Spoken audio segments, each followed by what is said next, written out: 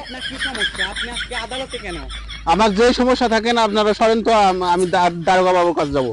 আপনার স্বামী আপনার সাথে কি করেছে? আমি দারোগা বাবুর কাছে যাব, ওখান থেকে আসে আমি আপনাদের সব বলবো। সরেন তো, সরেন তো, সরেন, আমাকে সাইড দেন, আপনাদের খায় কাজ নেই। দারোগা বাবু, আমার একটা কেস লেখেন তো। আপনার নাম? স্যার, আমার নাম সানাই মাহমুদ। আপনার কি সমস্যা? 13 মাসের প্রেগনেন্ট, আরো 7 মাস বাকি আছে। আমার স্বামী আমার দায়িত্ব নিতে চাচ্ছে না। দারোগা বাবু, আমি আপনার কাছে সুষ্ঠু বিচার চাই এবং আইনের কাছে, সবার কাছে আমি সুষ্ঠু বিচার চাই।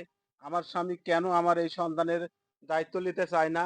আমি কি এই সমাজের কাছে অবহেলিত হয়ে থাকবো?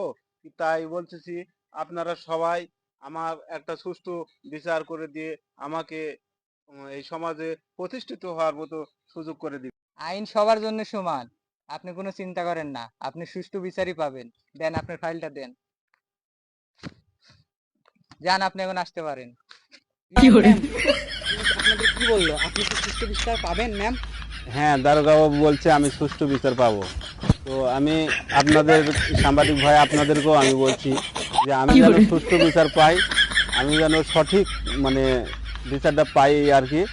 তো আর 64টা জেলায় আমার এই ইয়াটা আপনারা পৌঁছা দেয়, সবাই আমার সাথে থাকবেন এবং আমাকে সুষ্ঠু বিচার পাওয়ার জন্য সাহায্য করবেন। Ma'am, thank you.